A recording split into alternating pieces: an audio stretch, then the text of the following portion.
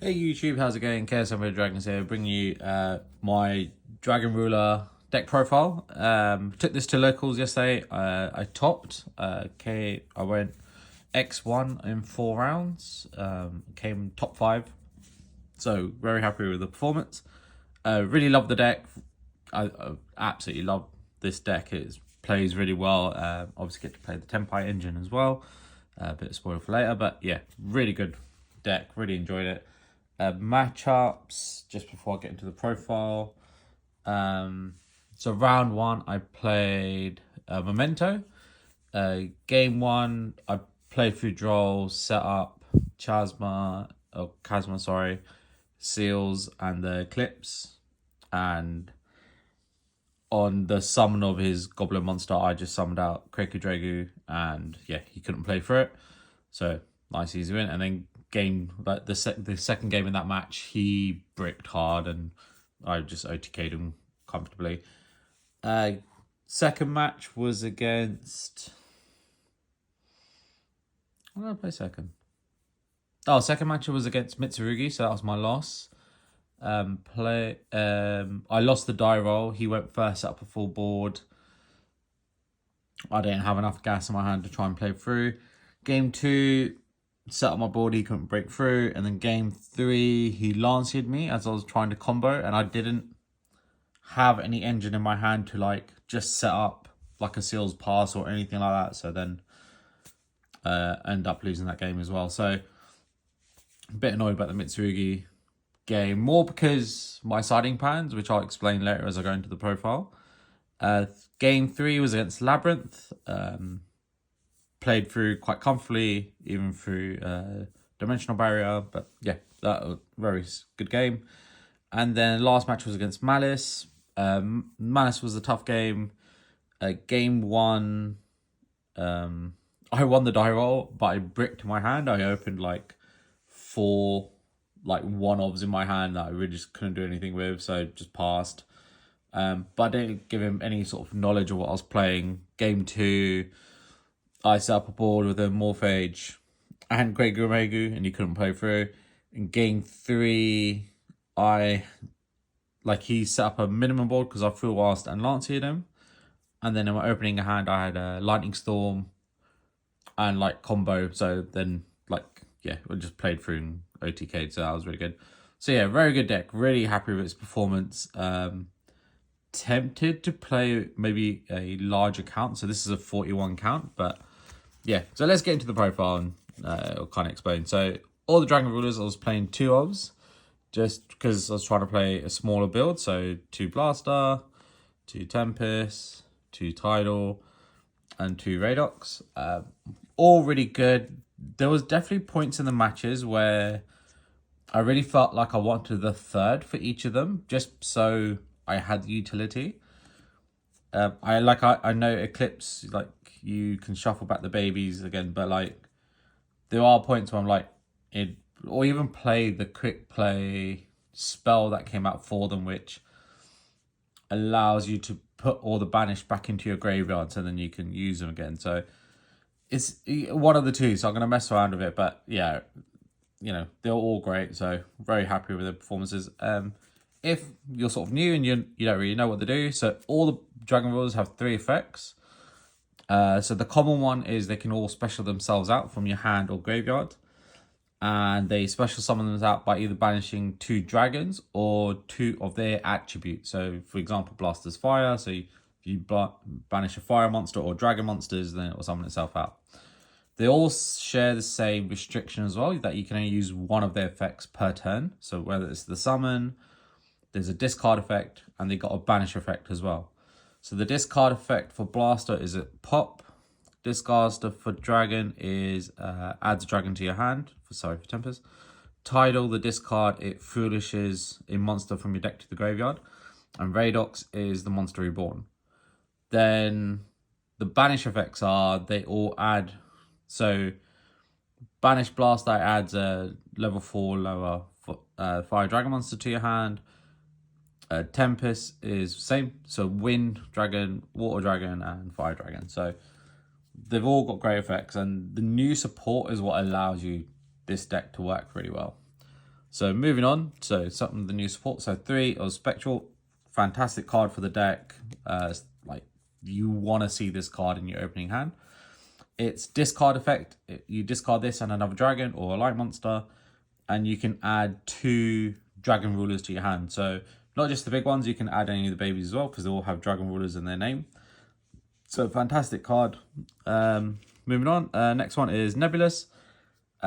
This is more your follow-up. So you discard it with another dragon or dark, and you summon out 2 of your Dragon Rulers that are banished, which like really good follow-up play. But I didn't really have to use it today, so I don't think it's worth cutting, but it was just this effect never came up. And then I'm playing 1 each of the babies, so 1 Rectan, 1 Stream, 1 Burner, and 1 Lightning.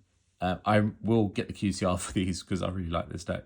So obviously got the Pebbles in QCR, but I will get the others in QCR as well.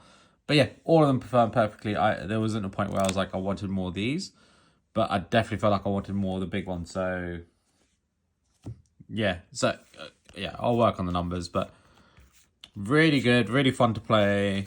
This is like the minimalist engine you could probably play with this deck. But yeah, really, really, really good. Okay, so then moving on, we'll go to the Tenpai engine, as that's the next most important one. So I was playing 2 Genroku, 1 Pydra, 1 Chandra, and 1 Fadra. This was really good. And then 1 Summoning and 1 Kaiman. Really good. Tenpais really help with a deck because you can just sync into another level 7. You get another dragon on board. It helps you finish on. Sorry about that. Helps you finish on seals as well. So, and also like if you get Lanced and you have these in your hand, at least you can make somewhat a minimalistic board. So, you know, that's the idea as well. So I actually might increase some of the Tenpai count, like maybe play another Fadra for follow-up and stuff. Because there were times where I think I had all of these in the graveyard, but I could get to another Genroku. But then I was like, I can't really do much else. So it made me think of different plays. But there is maybe an argument to maybe increase the Tenpai count a bit.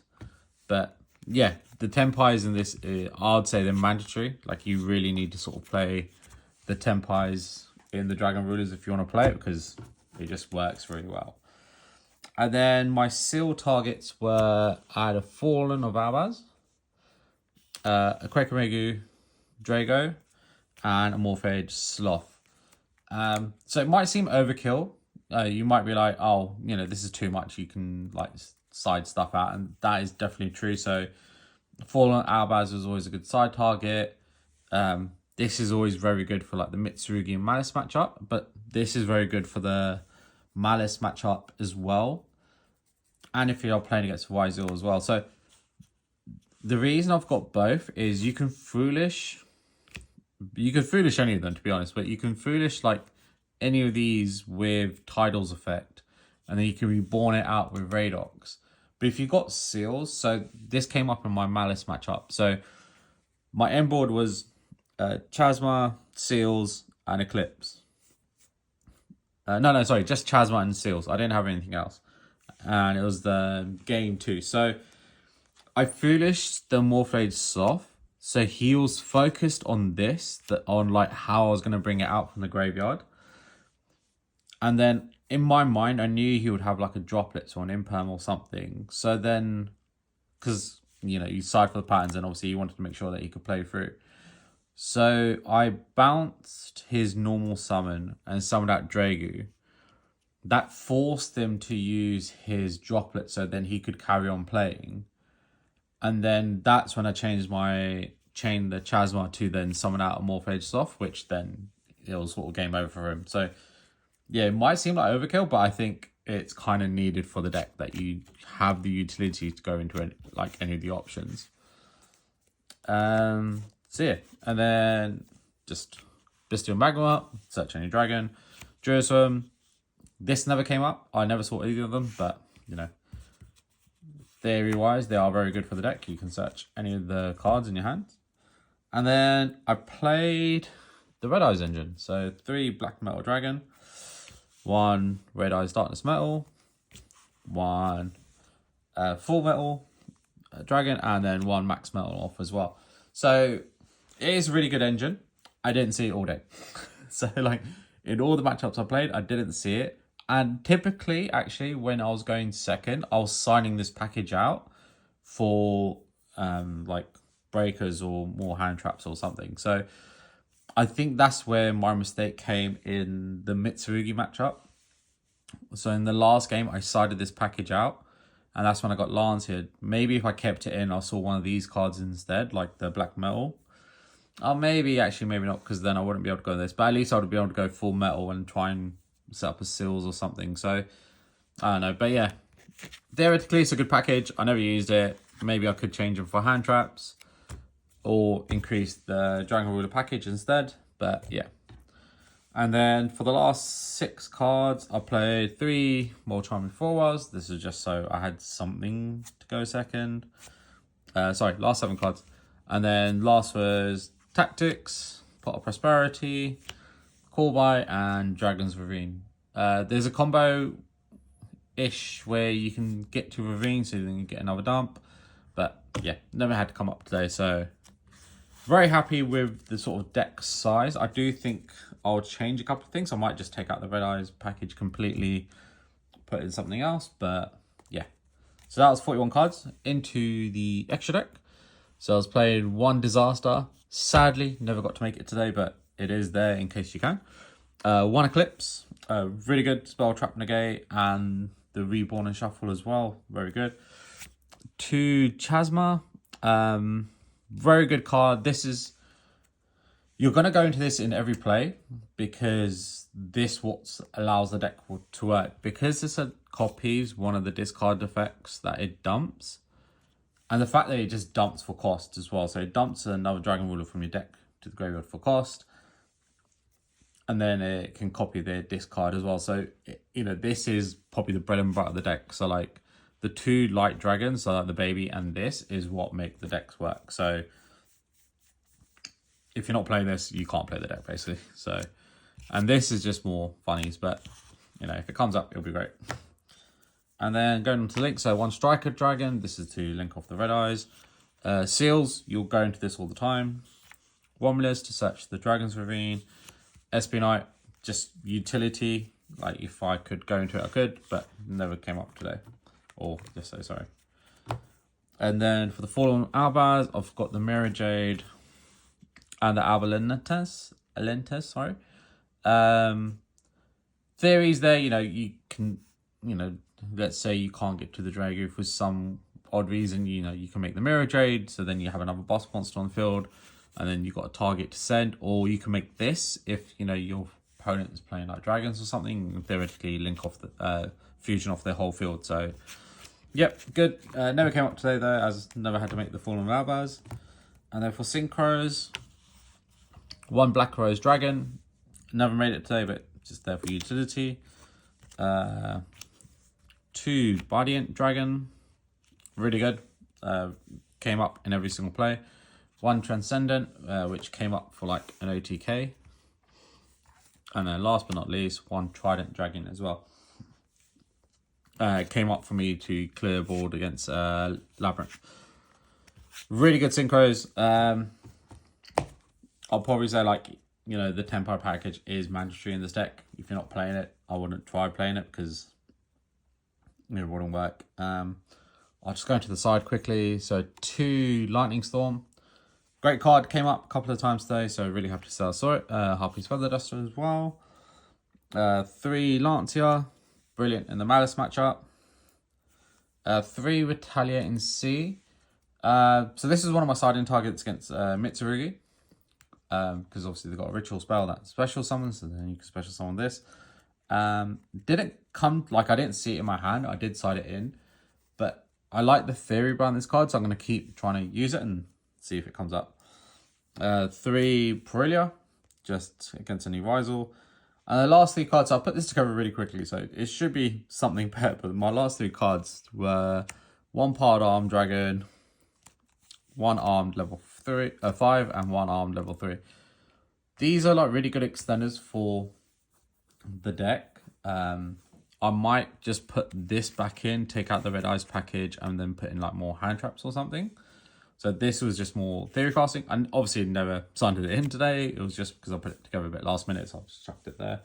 But yeah, otherwise the side worked really, really good. There wasn't a match where I was like, oh, I feel like I'm really missing something. But as the format keeps developing, I'll have a look and see what else can be sort of made. But yeah, that's the deck profile. I hope you guys enjoyed it. Please like, comment, subscribe, and I'll see you guys next time.